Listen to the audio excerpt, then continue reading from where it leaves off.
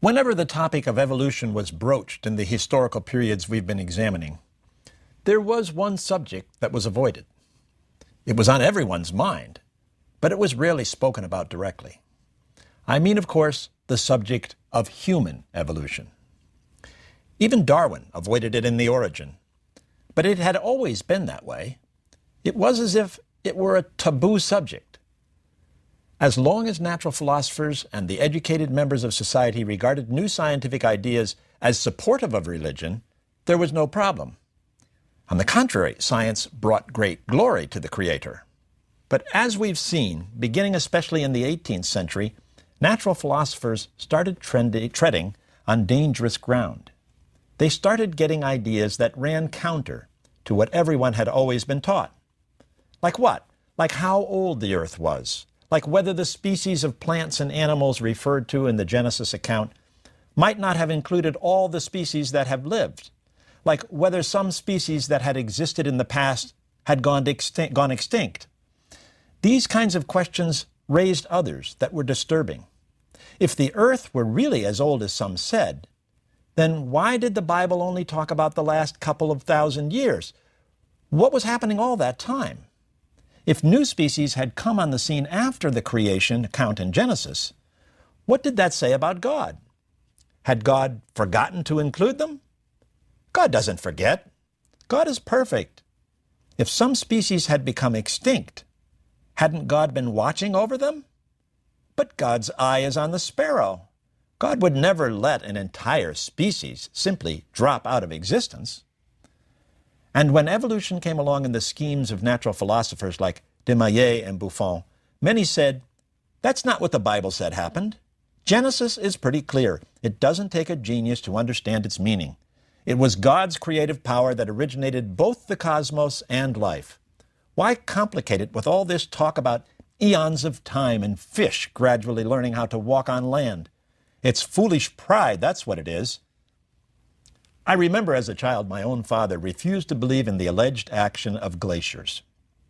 I remember how upset he'd get when he'd read about glaciers carving out valleys over immense ages of time. And he read a lot because he was a linotype operator on a newspaper. That's not a job that exists anymore.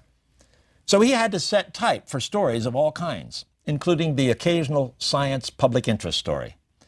Glaciers just didn't make any sense to him. And it was unjustified arrogance. How can they know that? He used to demand. Cavemen were another thing he didn't like. Now you were on real dangerous ground. Animals were one thing. But when you started questioning the biblical account about human history, now you're messing with the story of redemption. And that has implications for the very core of religious faith. Now you're talking about my soul and its fate. This is the heart of my religious faith. And so it has always been, even when de Maillet says that the Indian philosopher Teleomed believed humans had come on the scene 500,000 years ago. He doesn't dwell on how it came about. At least Buffon doesn't have humans go back too far, 5,000 years ago. That's almost acceptable. But reading Erasmus Darwin, you get the feeling that it was a lot longer ago than that. Even he doesn't say how it all happened, just that it did. It's as if none of these writers wanted to get into the particulars of how it happened because they knew they were pushing the envelope. The reaction to de Maillet, Buffon, and Erasmus Darwin is evidence that they were right. They had pushed the envelope, and they had crossed a line. Human evolution was going way too far. As we move into the 19th century, we find examples of writers that continue to skirt the issue by implying that the evolution of humans is true without coming right out and saying so. Lamarck is a good example here. His way of handling this delicate subject is to talk about it conditionally. If humans were different from animals solely because of some unique organization, he says, then humans wouldn't escape the conclusions I've been making about how animals got the way they are. That is, we could explain how human characteristics came about, for example, how humans came to walk upright, by looking at changes of actions and habits that were unique to the human species. Lamarck doesn't go on to say, But we know, of course, that humans differ from animals in more fundamental ways than just by a set of unique physical characteristics, so all this doesn't apply to them. He wants the reader to supply that. He wants to have his cake and eat it too. He wants to say that humans have evolved, but he covers himself by making the claim seem to rest on a conditional premise he knows his reader doesn't share. As we know, Lamarck was denounced sufficiently for the idea of evolution itself that what he said about human evolution wasn't a big factor. Over in Germany, natural philosophers were bolder. At least some of them were. I'm not actually thinking of the defenders of recapitulation. It's another individual I have particularly in mind, a nature philosopher named Gotthilf Heinrich Schubert. He gave a series of public lectures in the winter of 1807-1808. The series had an intriguing title, Views from the Dark Side of Natural Science. He included lots of fascinating subjects, animal magnetism, somnambulism, and the like. But his main focus was the natural history of humankind. And for Schubert, as for many of the nature philosophers, that was caught up in the law of development. The German educated public was used to philosophical interpretations of history. There wasn't any concern here to square things with a common sense reading of the Bible. Nature philosophers were philosophers. So when Schubert started talking about a lightning bolt from the eternal spirit world that penetrated every nook and cranny of the earth at some point in its remote past, members of the Ladies' Society that had come to hear him were not outraged. They were intrigued. The lightning, said Schubert, spontaneously lit thousands of candles and then was gone. From here on, new candles were lit only from those already burning. He was talking about the origin of life. When it came to the origin of humans, Schubert was just as intriguing and metaphorical, and gendered, I might add. The earth he represented as the mother. The mother nurtured the divine seed that had been planted, and now that life was here, the divine seed sprouted. Evolution was underway. The entire animal kingdom strove forward toward a goal, human existence. Animal evolution seemed to long for humans to appear, he says. The divine seed was most perfectly realized in humans. Humans he represented as a young boy who came to be in the dark past. So everything happens in accordance with the divine ideal. Nature came from the divine ideal, and humans came from nature. And this evolutionary scheme keeps going as humans become rational. Schubert sees this happen with the birth of natural science. He portrays science as male. It's the father the young boy asks about when he breaks away from the nurturing mother. It's a grandiose scheme of philosophical evolution, and humankind was squarely center stage. I have to say that this German account of human evolution didn't cause the problem you might think. First, it was essentially unknown outside Germany. Second, it was cast in such philosophical language and terms that most listeners didn't know quite what to make of it. It was those philosophers. They're entertaining for an evening, but what does it all mean? I mention it all so you know that there were those talking about the evolutionary development of humans already at the beginning of the 19th century. Let's move on to the Vestiges, the major pre-Darwinian work on evolution in the English-speaking world. What did it have to say about human evolution? Once again, we find that the author doesn't come right out and declare that humans have clearly evolved like everything else. He begins by talking around the subject, by putting it in the context of the origins of race. First, there was the question whether humans originated in one or several races. We saw way back in one of the beginning lectures that this question had come up as early as the 17th century. Was there another race of humans that existed before the Jews? Since then, the question continued to be raised, along with a broader question. Might God have created several races at the same time? The noted Swiss zoologist Louis Agassiz held this view. The view that humans originated, by creation of course, in one race or several became known as the debate between the monogenists and the polygynists. Well, the Vestiges weighs in on this issue in a chapter entitled Early History of Mankind. Chambers identifies 5 different races and spends considerable time arguing that humans originated in one race. For defenders of orthodoxy about humankind, things go downhill rapidly from here. First, he rejects the notion that this one race originally existed in a high state of civilization from which it had subsequently declined. Nope. Humans originally emerged in a state of barbarism. There goes any hope of a creative interpretation of the biblical fall of humankind. Then he argues that humans originated in India, largely depending on the arguments he was making about language and its origin. But wait a minute, where did all the different races come from if originally humans were created as one barbarous race? Well, isn't it obvious? Look at the features of the existing races. Why are blacks black and why are Mongolians generally yellow, Americans red and Caucasians white? Can't you see the development even the colors reveal? The leading characters of the various races of humankind, says Chambers, represent just stages in the development of the highest race, whites. So it's pretty clear, at least it was to Chambers, that humans began as brutes and have evolved through the various races to whites. When you put that together with what he'd said earlier in the book about how higher animals, in what he calls their fetal progress, pass through stages in which they are fish-like and reptile-like, well, there isn't much doubt about where he thinks humans have come from. And that's the way he was understood. No wonder The Vestiges was such a sensational work. The reaction to this aspect of The Vestiges is revealing. Often, even sympathetic readers didn't like this feature of the book very much.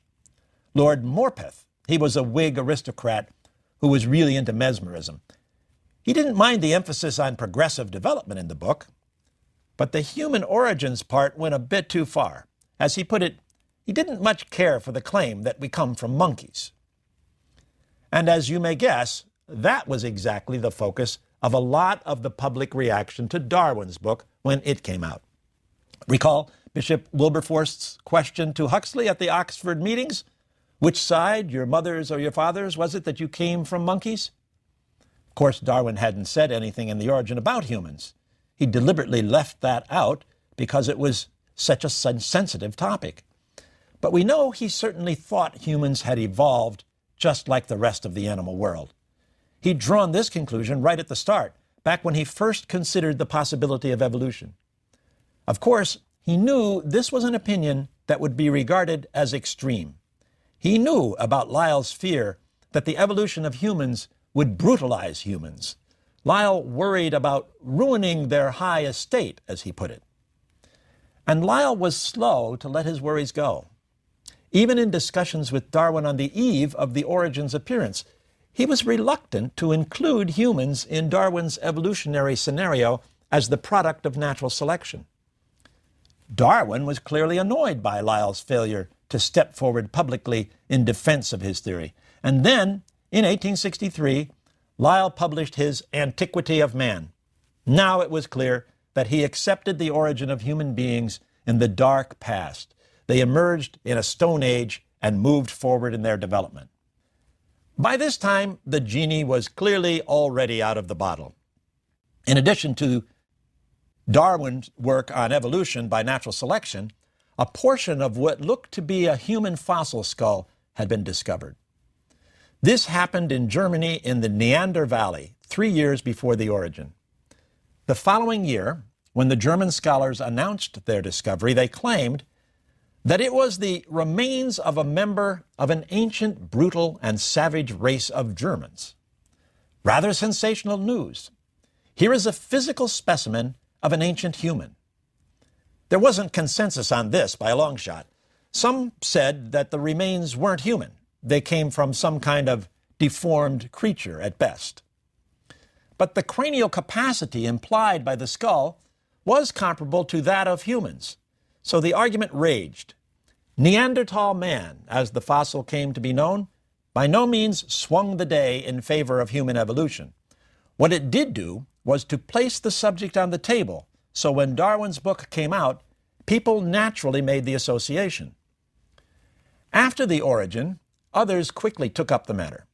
Humankind's past was no longer treated like a taboo subject. There was no stopping it now. In Germany, one of the scientific materialists, Karl Vogt, published 2 volumes of Lectures on Man, though it was really more about the development of race than about the evolution of humans as a species.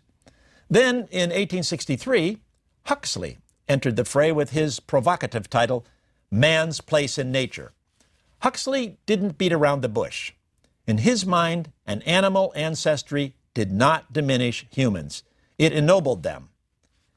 Thoughtful men, once escaped from the blinding influences of traditional prejudice, will find in the lowly stock whence man has sprung the best evidence of the splendor of his capacities.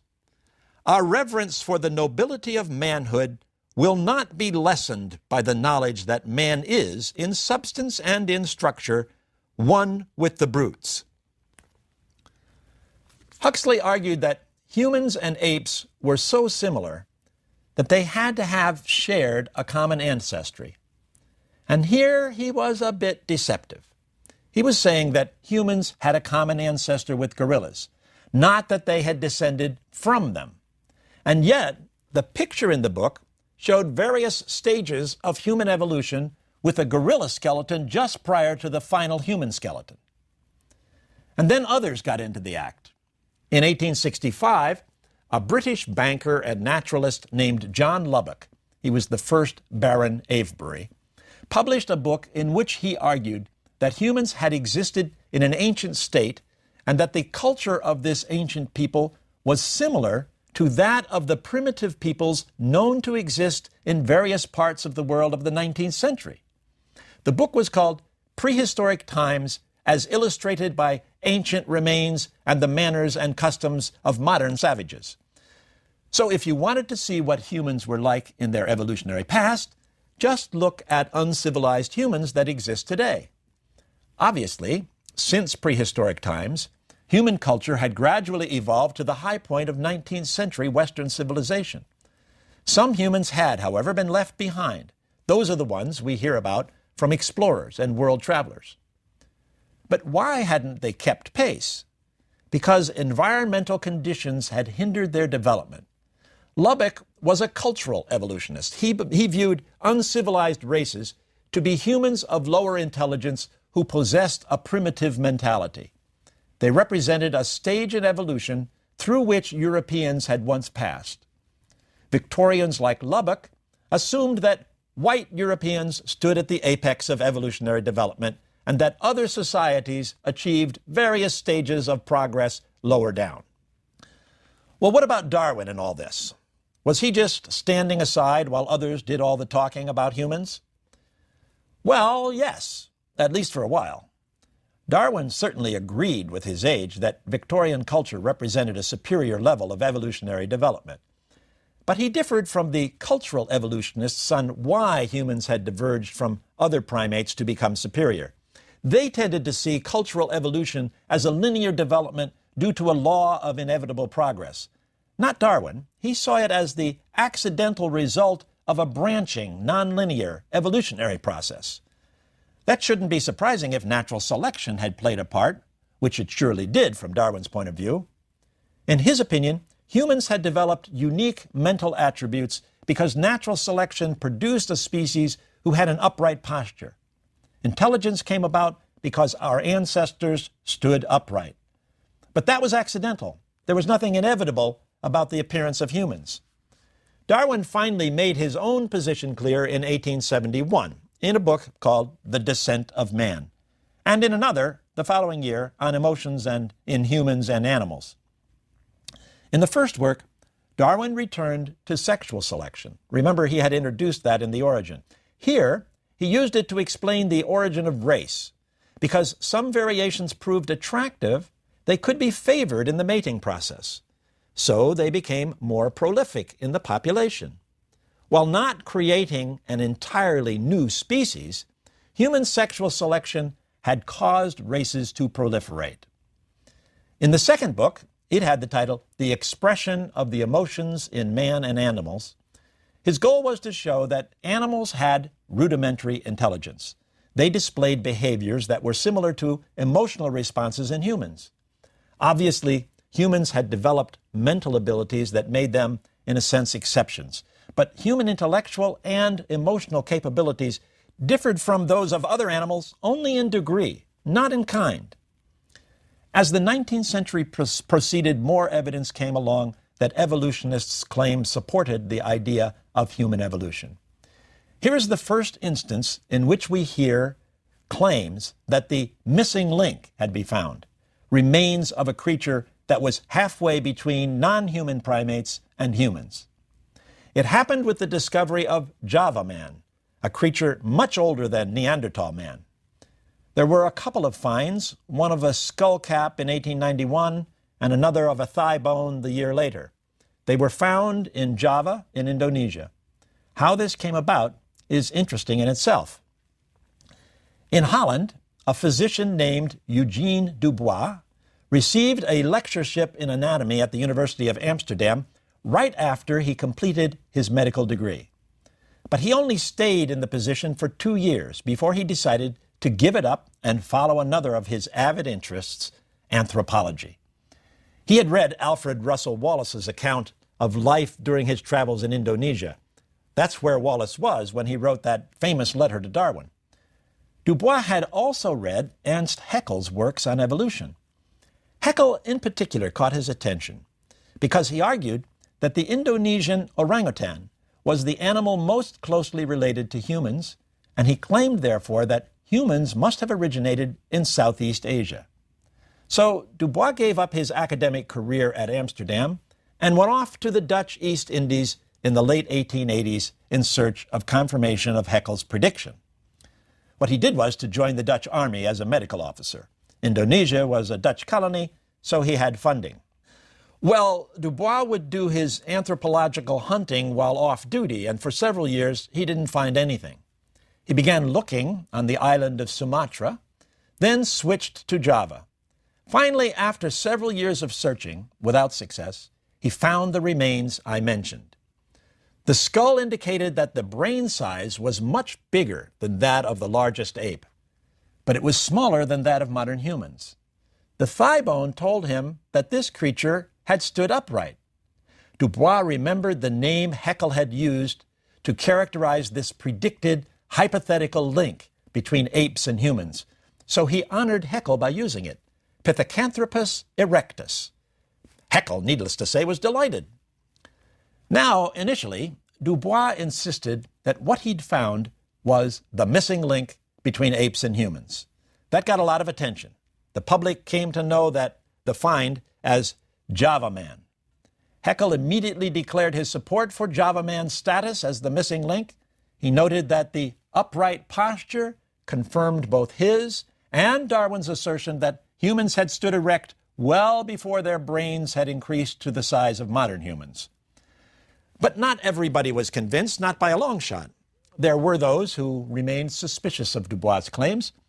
Some said that the skull and the thigh bone had not come from the same individual. Yes, the thigh bone was human, but if it came from another individual, maybe it was simply a human bone. And then there were those who said the skull came from a pathological individual, so you couldn't infer much at all about it. Dubois remained adamant for a while, but even he conceded in the late 90s that maybe Java Man was not part of a direct line that led from a species of ancient humans to contemporary humans. That was a question, wasn't it? Assuming humans had evolved, was there only one line of descent? Had other species of human-like creatures maybe died out? But there was always that temptation to assume that Java Man was part of our past. At the turn of the century, it was common to hear the claim that human evolution had passed first through Java Man and then Neanderthal man on its way to the present. But as you can imagine, the idea of a nice, simple, linear evolution soon gave way to a more complex story. For example, in 1907, a jawbone was unearthed near Heidelberg in Germany, Heidelberg Man. But this one raised questions. For one thing, it was much bigger and more brutal looking than a human jaw. The problem was that it was possible to date it geologically to a time when tools were known to be present. Many said it was a different kind of creature from the two previous finds, Neanderthal man and Java man. In some ways, it was more human-like than either of them. Now the question that began to be widely discussed was whether maybe human evolution consisted of many branches from an original stem. Human evolution was not a straightforward linear process. Some of the branches hadn't survived. Or maybe, as the polygynists had always claimed, there had been separate parallel lines of development. How could we tell what the meaning of an allegedly human fossil really was? Between 1911 and 1913, the French paleontologist Marcellin Boule examined new Neanderthal fossils and announced that in his view, Neanderthals had too many features in common with apes to have developed into modern humans in the relatively short time they had existed. This in spite of their brain size. Neanderthals were brutish and ape-like. They were a side branch of hominid development that did not lead to modern humans. That left Java man and Heidelberg man as potential ancestors of modern humans. Right in the middle of this announcement, new fossils were found. Once again, there were declarations that the missing link had been discovered. In 1911, an amateur English geologist named Charles Dawson found a piece of a skull not far from where Darwin had lived in his country home. Dawson had seen the Heidelberg jaw, and its proportionalities seemed to be similar to the skull fragment he'd unearthed. He got a paleontologist from London's British Museum to take a look, and soon they were both back at the site where the discovery had been made, systematically combing through whatever they could find. This was in the summer of 1912. More remains came to light, part of a jawbone with two molars that were in excellent condition. In addition, there were human tools found at the site.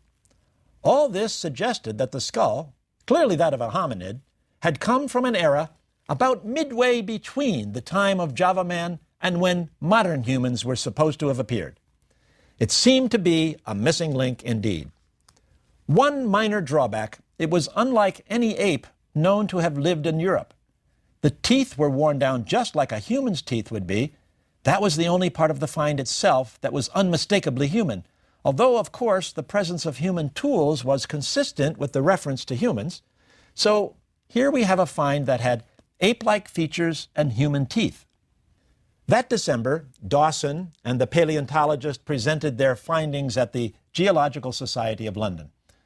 There was general consensus that it was a very significant find. Piltdown man, as the discovery became known, was declared by a well-known biologist of the day as a missing link between humans and the higher apes. More sensational news immediately hit the wires. Yes, we now have wires now, and Atlantic cable had been laid. In fact, the New York Times published a summary of the meeting shortly after it had occurred. The next day, the Times interviewed the paleontologist, a man named Smith Woodward, who left no doubt about the significance. Hitherto, the nearest approach to a species from which we might have been said to descend that had been discovered was the caveman. He meant Neanderthal man. But the authorities constantly asserted that we did not spring direct from the caveman. Where then was the missing link in the chain of our evolution? To me, at any rate, the answer lies in the Piltdown skull. No wonder that the Times ran a headline, "Darwin's theory is proved true." Well, all of these finds did not sit well with the opponents of evolution, as you can well imagine. They just did not accept them. If they had only known what would become of Piltdown man, he was exposed as a hoax later, they would have had a field day, but neither they nor Piltdown's defenders could have known that. So it was a time of growing polarization, and it would build to a climax. That's the story we'll look at in the next lecture.